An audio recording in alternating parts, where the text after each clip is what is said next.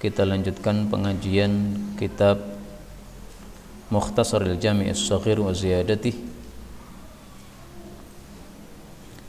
Dan kita sudah sampai pada huruf alif.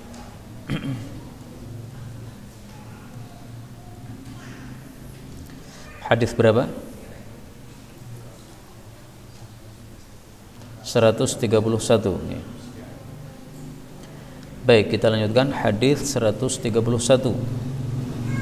Qala Rasulullah sallallahu alaihi wasallam, ajibu, ijabailah atau datangilah ad-da'iya, orang yang mengundang, wala taruddu, dan janganlah kalian menolak al-hadiyata, hadiah, wala tadribu, dan janganlah kalian memukul al-muslimin, kaum muslimin.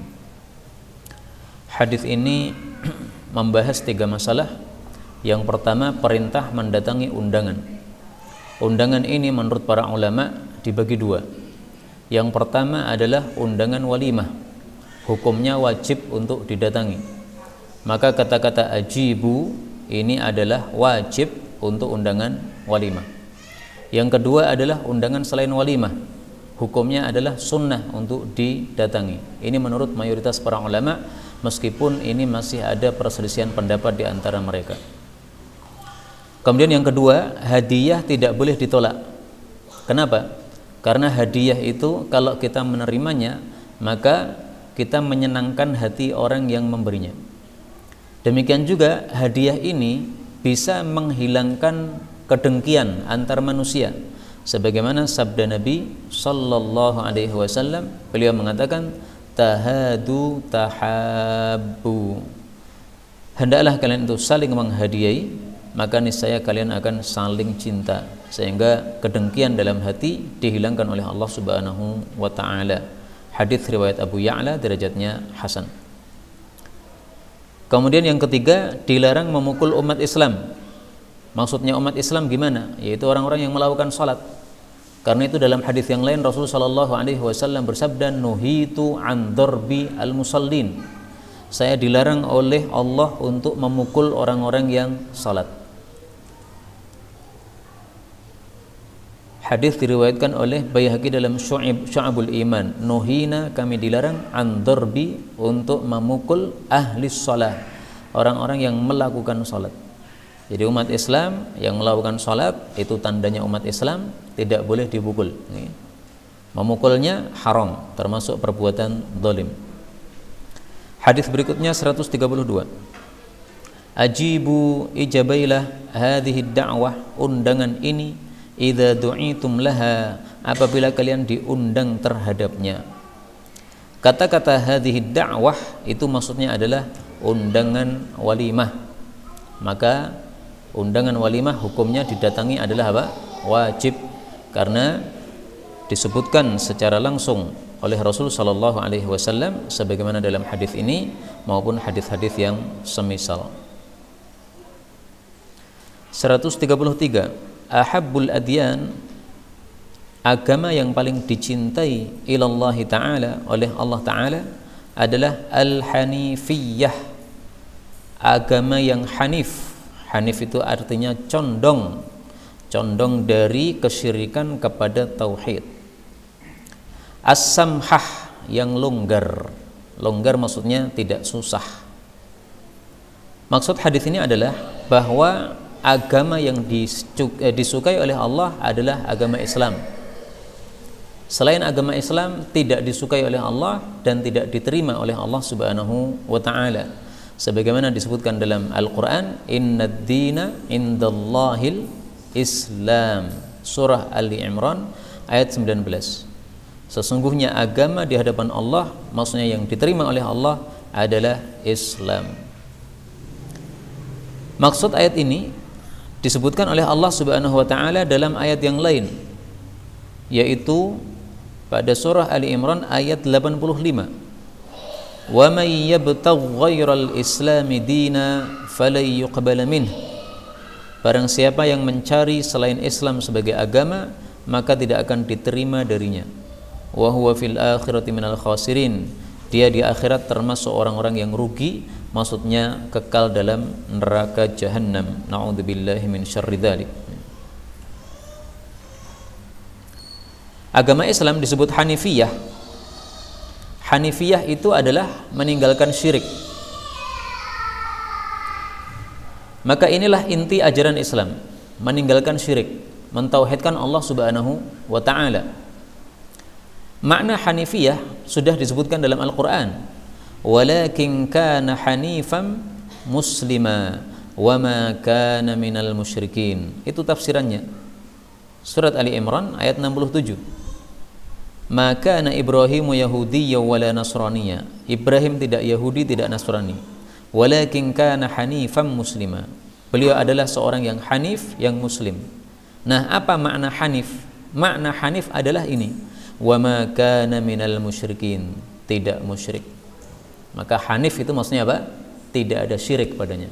Nah, agama Islam itu sifatnya hanifiyah. Sehingga dalam Islam ini syirik adalah dosa yang paling besar. Di mana kalau ada seseorang mati belum tobat dari syirik, maka tidak diterima tobatnya oleh Allah Subhanahu wa taala. Tidak diberi tobat oleh Allah Subhanahu wa taala. Tetapi selain syirik masih ada kemungkinan diampuni oleh Allah Subhanahu wa taala. Karena itu ketika sebagian orang minta kepada saya nama untuk anaknya, seringkali saya ngambil dari hadis-hadis gini. Udah kasih nama Hanif kalau laki-laki. Kalau perempuan ya Hanifah atau Hanifiyah, mengambil lafal-lafal dari hadis-hadis Nabi atau lafal-lafal dari Al-Quran. Jadi untuk ngasih nama anak itu tidak usah bingung.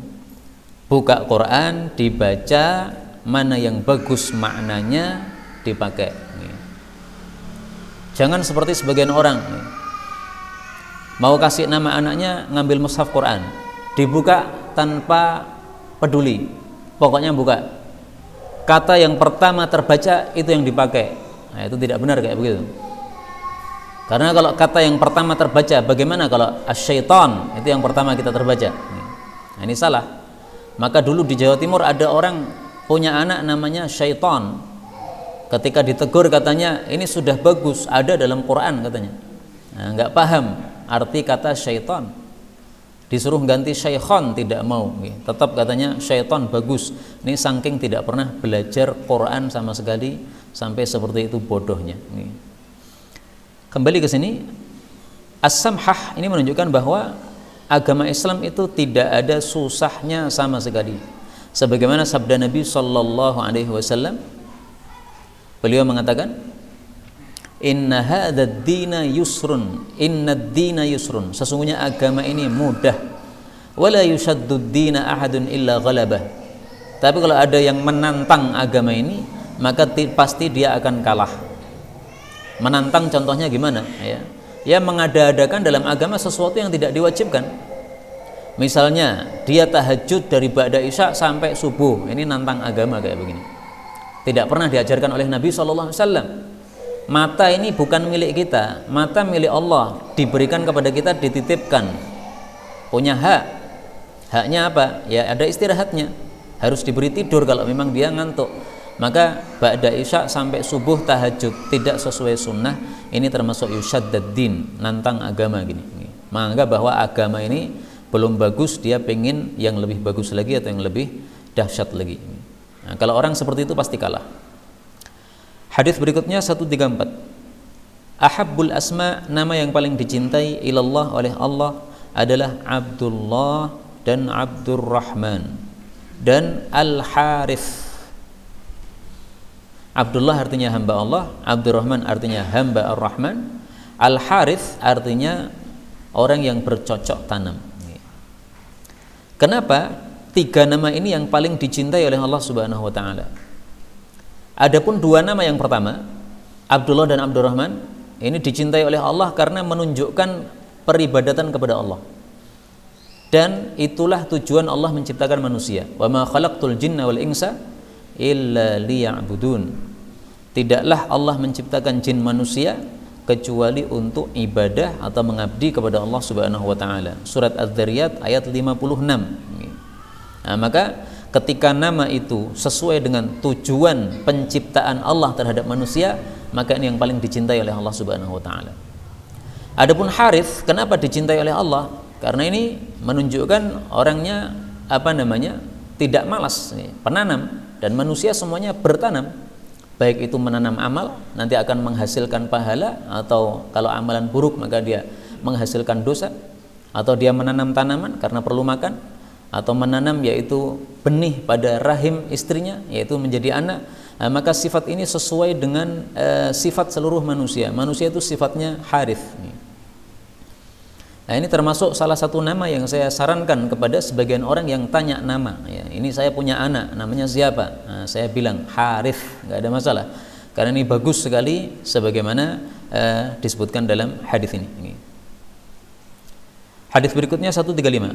Ahabbul a'mal, amalan yang paling dicintai ilallahi oleh Allah Ta'ala, adwamuha, yang paling dawam, yaitu istiqamah. Wa in qalla, meskipun amalnya sedikit. Hadis ini menunjukkan bahwasanya Allah menyukai amalan yang istiqamah. Yang dimaksud ahabbu, disukai oleh Allah, itu maksudnya paling besar pahalanya. Jadi tiga istilah tolong dihafalkan. Paling dicintai Allah, paling utama atau paling baik, dan paling banyak pahalanya. Ini semuanya maknanya sama dalam bab amal. Nah, maka di sini ahabbul a'mal, amalan paling dicintai oleh Allah. Maksudnya gimana? Paling utama. Paling utama maksudnya gimana? Paling besar pahalanya. Kok bisa amalan yang istiqamah besar pahalanya? Karena orang yang melakukan amalan secara istiqamah, ketika dia tidak bisa melakukan karena suatu udzur, maka pahalanya masih diberikan oleh Allah Subhanahu wa Ta'ala. Sebagaimana sabda Nabi SAW, ada orang-orang di Madinah tidak ikut berjihad, tetapi kalian melewati jalur-jalur perang, masirtum masiron, kalian tidak melakukan satu perjalanan, wala anfaqtum min nafaqah, kalian tidak mengeluarkan nafkah, wala qata'tum wadiyan, kalian juga tidak menempuh suatu lembah, illa kanu ma'akum fihi wa hum bil Madinah, kecuali mereka bersama kalian meskipun mereka berada di Madinah. Maksudnya pahalanya bersama kalian, pahalanya dapat. Kenapa? Habasahumul udhru, mereka terkena udzur, tidak bisa ikut perang, biasanya perang. Nah, ketika ada perintah perang, ada niatan dalam hatinya untuk perang, tetapi karena tidak mampu, maka akhirnya tetap di Madinah, tapi pahala masih mengalir. Orang yang sakit biasanya tahajud, tidak tahajud, pahala dapat. Orang yang sakit biasanya baca Quran 1 juz, tidak baca, pahala dapat. Nah, maka pahalanya jadi besar. Karena itulah sering disampaikan al-istiqamah afdalul karamah. Nah, ini tulisannya pakai ta, al-istiqamah. Nah, bukan pakai ta. Karena dulu ada yang nulis pakai ta. Nah, bisa diralat. Al-istiqamah afdalul karamah. Istiqamah itu adalah karamah yang paling mulia dari Allah Subhanahu wa Ta'ala. Kemudian kata-kata wa in qalla, meskipun sedikit, ini jangan disalahpahami. Sebagian orang salah paham, dikira yang paling besar pahalanya adalah istiqamah yang sedikit. Bukan itu. Istiqamahnya yang dicintai oleh Allah Subhanahu wa Ta'ala. Sedikitnya itu bukan jadi penyebab Allah cinta, tapi maksudnya lebih utama istiqamah meskipun sedikit daripada banyak tapi tidak istiqamah. Karena itu, kalau kita bisa banyak dan istiqamah, maka pahalanya lebih besar lagi. Banyak dan istiqamah. Sebagian orang juga salah paham. Salat tahajud, dia bangun jam 2, tapi salat tahajud hanya 3 rakaat. Ketika ditanya, kenapa hanya 3 rakaat? Ini waktunya longgar. Maka dia mengatakan, amalan paling utama yang istiqamah, meskipun sedikit. Nah, ini salah kayak begini. Kalau waktunya longgar, ya ditambah. Kalau waktunya tidak longgar, jam 4 baru bangun, 4 lebih 5 menit, kemudian azan, nah itu baru 3 rakaat, cukup dalam 5 menit. Karena itu dalam sunnah Nabi SAW, salat tahajud beliau, jumlah rakaatnya tidak pernah sama dalam satu malam. Kadang-kadang 13 rakaat, kadang-kadang 11 rakaat, kadang-kadang 9 rakaat, macam-macam. Kok bisa begitu? Sesuai dengan apa? Kesempatan. Kesempatannya longgar, otomatis tahajudnya diperbanyak. Maka kalau bangunnya jam 2, ya tahajudnya jangan hanya 3 rakaat, kemudian sisa waktu untuk nganggur-nganggur. Nah, itu tidak begitu. Ya. Tapi gunakan waktu sebaik-baiknya, karena kata-kata qalla sedikit ini bukan satu hasungan dalam hadis ini. Ya. Bukan disuruh mensedikitkan amalan, tapi disuruh untuk mengistiqamahkan amalan. Hadis 136. Ahabbul a'mali ilallah, amalan yang paling dicintai oleh Allah, as-salatu liwaqtiha, salat pada waktunya. Thumma, kemudian birrul walidain, bakti kepada kedua orang tua. Thummal jihadu fi sabilillah, kemudian jihad di jalan Allah Subhanahu wa taala. Yang dimaksud as-salatu liwaqtiha, salat pada waktunya, ini sebagaimana dalam hadis yang lain disebutkan fi awwali waqtiha, salat pada awal waktunya. Afdalul a'mali as-salatu fi awwali waqtiha. Salat amalan paling utama adalah salat pada awal waktunya. Hadis riwayat Abu Dawud, kata Syekh Albani sahih. Meskipun saya jujur di sini, sebagian ulama mendhaifkan kata-kata fi awwali waqtiha, ya. Yang benar adalah menurut mereka li waqtiha. Tapi saya mengikuti Syekh Al-Albani di sini yang mensahihkan hadis ini. Sehingga hadis ini saling menafsirkan, maka maksudnya adalah apa? Salat di awal waktu. Karena itu untuk menerapkan hadis ini, ya kita salatnya berjamaah di masjid. Karena berjamaah di masjid tidak mungkin tidak di awal waktu. Salat jamaah di masjid selama ini selalu apa? Di awal waktu. Karena tidak ada salat jamaah di masjid yang di tengah waktu atau di akhir waktu. Awal waktu maksudnya gimana? Jadi misalnya zuhur sampai asar, ada 3 jam. Nah, berarti 1 jam pertama termasuk awal waktu. Kemudian berikutnya tengah waktu. Kemudian berikutnya akhir waktu. Adapun birrul walidain, maka hadis ini menunjukkan bahwa orang yang paling berhak mendapatkan kebaikan dari kita adalah orang tua. Karena itu di sini langsung dinomorduakan oleh Nabi SAW setelah ibadah kepada Allah, salat ibadah kepada Allah. Adapun birrul walidain ini ibadah yang berkaitan dengan manusia atau sosial. Nah, maka berarti orang tua adalah orang yang paling berhak mendapatkan kebaikan kita. Karena itu minimal setiap hari kita hendaklah mendoakan orang tua. Rabbighfirli wa liwalidayya warhamhuma kama rabbayani shaghira. Itu menurut saya minimal supaya kita termasuk orang yang birrul walidain, berbakti kepada kedua orang tua. Karena setiap anak mendoakan doa seperti ini, derajat orang tuanya dalam surga nanti akan naik. Dia baca lagi, derajatnya dinaikkan lagi. Terus sebagaimana hadis yang sahih sering kita tampilkan dulu. Kemudian jihad fisabilillah, ya. Kata-kata fisabilillah maksudnya adalah dalam medan perang. Hadis 137. Ahabbul a'mali ilallah, amalan yang paling disukai oleh Allah Subhanahu wa taala, antamuta, bahwasanya Anda mati, walisanuka ratbun, sementara lidahmu itu basah, min dzikrillah, dari zikir kepada Allah Subhanahu wa taala. Hadis ini menunjukkan bahwa amalan paling besar pahalanya adalah selalu berzikir kepada Allah Subhanahu wa taala. Itu yang dimaksud lidahmu basah karena zikir, yaitu selalu zikir. Bergerak-gerak terus mulut kita ini untuk berzikir kepada Allah Subhanahu wa taala. Maka hadis ini sesuai dengan kalam Allah Subhanahu wa taala dalam Al-Qur'an. Wala dzikrullahi akbar. Pada surah Al-Ankabut ayat 45. Sungguh zikir kepada Allah adalah perkara yang terbesar. Nah, maka Nabi mengatakan zikir adalah amalan yang paling dicintai oleh Allah Subhanahu wa taala, yaitu pahalanya paling besar di hadapan Allah Subhanahu wa taala. Bagaimana caranya supaya kita bisa tamuta walisan karatbun, mati dalam kondisi lidahnya zikir? Gimana caranya bisa seperti itu? Caranya adalah dengan membiasakan zikir ketika kita masih sehat. Karena biasanya Allah itu akan mencabut nyawa kita sesuai kondisi kebiasaan kita biasanya. Maka di Mesir ada seorang syekh membaca Quran, kemudian tiba-tiba berhenti membacanya. Habis itu sudah tidak bergerak lagi, ternyata wafat. Nah, ternyata memang beliau adalah seorang muqri. Muqri itu yang tukang mengajarkan baca Quran, sehari-hari mengajarkan baca Quran. Akhirnya mati dalam kondisi membaca Quran. Di Jawa Timur ada salah satu guru saya mati dalam keadaan musyawarah dengan guru-guru yang lain di pesantren.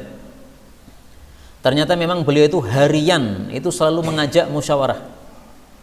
Karena menurut beliau perkara agama ini kalau tidak dimusyawarahkan tapi berjalan sendiri-sendiri tidak akan berkah.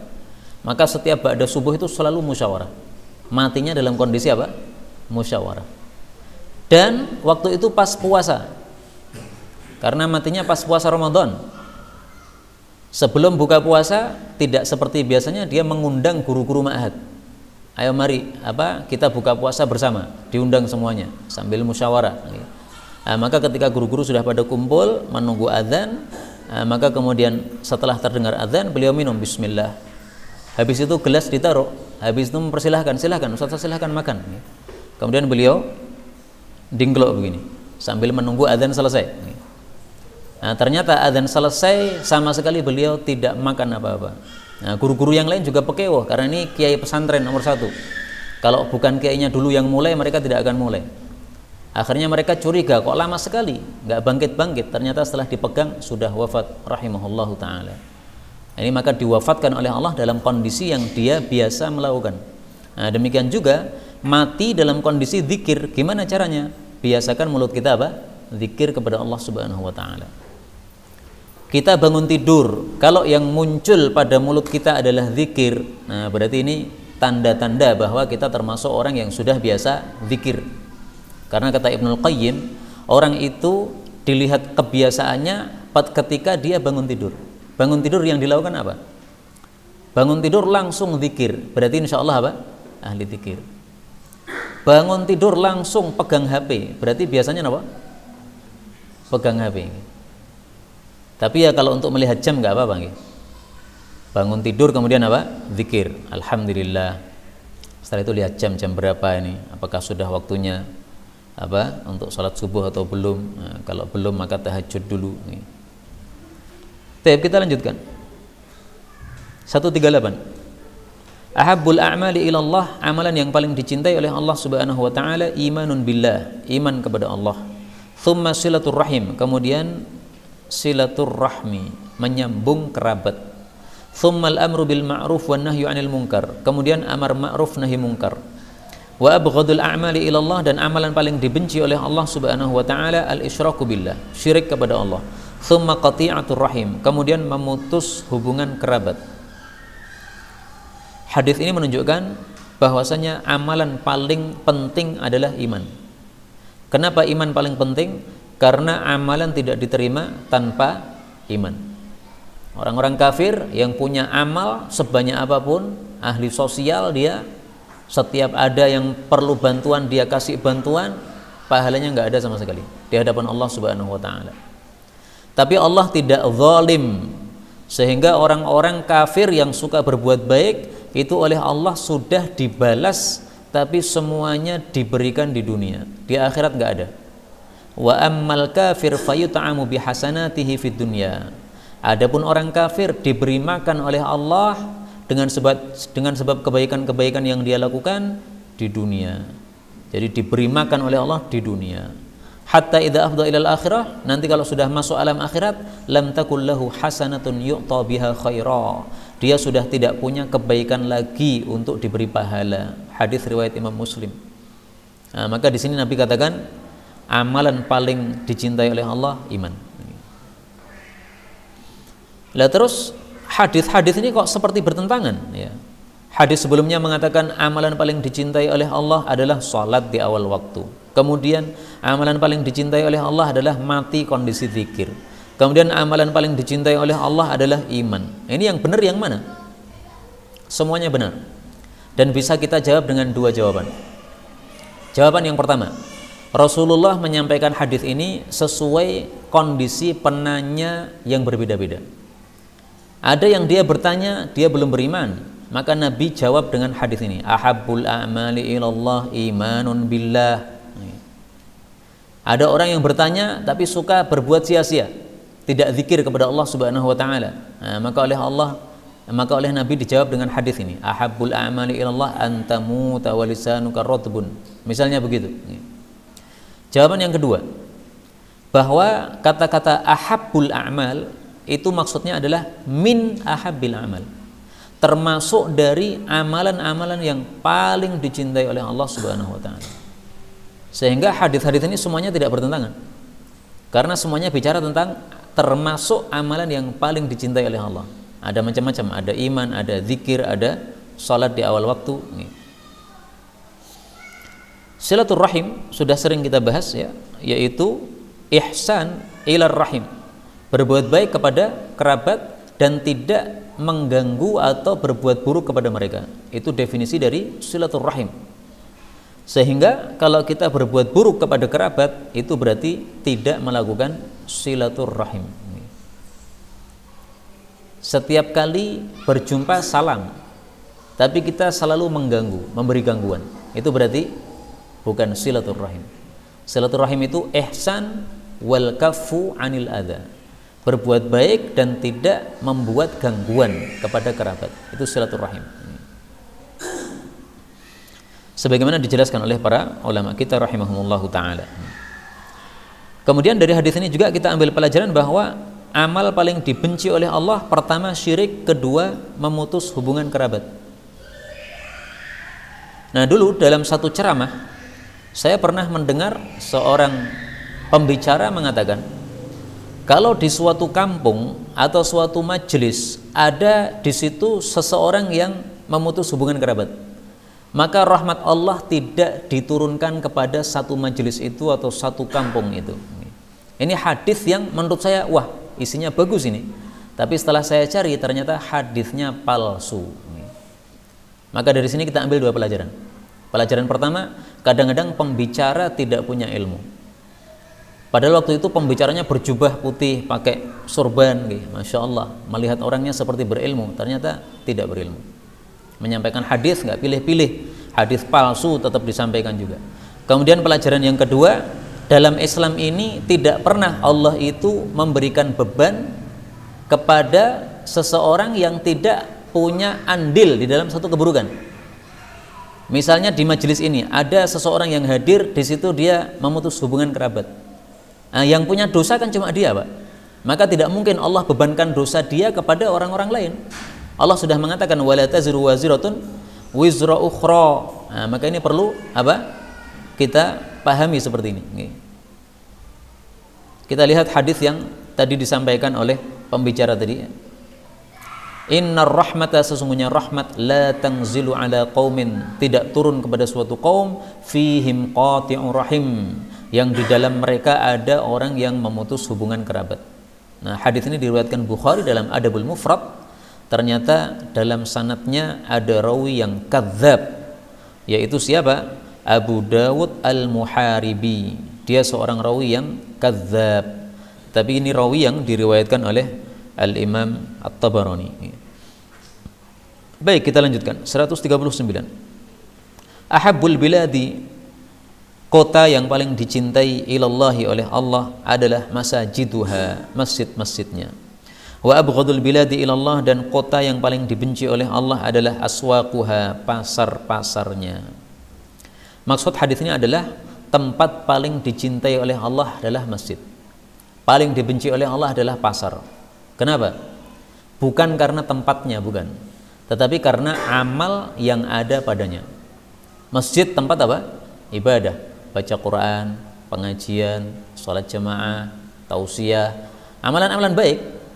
Nah, maka intinya berarti kesimpulan hadis ini adalah semakin banyak tempat itu digunakan untuk kebaikan, semakin dicintai oleh Allah, semakin banyak keberkahan. Maka hadis ini juga kita tarik untuk rumah-rumah kita masing-masing. Kalau pengen rumah kita termasuk rumah yang paling baik di antara rumah-rumah yang ada, hendaklah kita perbanyak apa? Amal soleh. Singkirkan perbuatan-perbuatan yang tidak disukai oleh Allah dari rumah kita. Jangan ada patung di rumah kita, jangan ada musik di rumah kita, jangan ada alat musik di rumah kita, jangan ada minuman keras di rumah kita, dan sebagainya. Karena kalau rumah kita penuh dengan perkara-perkara yang tidak disukai oleh Allah Subhanahu wa taala, maka sama dengan ini, wa abghadul biladi ilallahi aswaquha. Tempat paling dibenci oleh Allah adalah pasar, itu karena banyaknya kemaksiatan pada pasar. Wanita yang tidak menutup auratnya di pasar banyak sekali. Penipuan di pasar banyak sekali. Dulu saya ceritakan pada bulan Ramadan, ada orang menemui saya membawa jam. Ini Pak, bulan Ramadan, ini ada promo ya, harganya murah, cuman 20.000. Ini saya tidak bohong, Ramadan kan tidak mungkin bohong, puasa saya bisa batal. Ternyata bohong.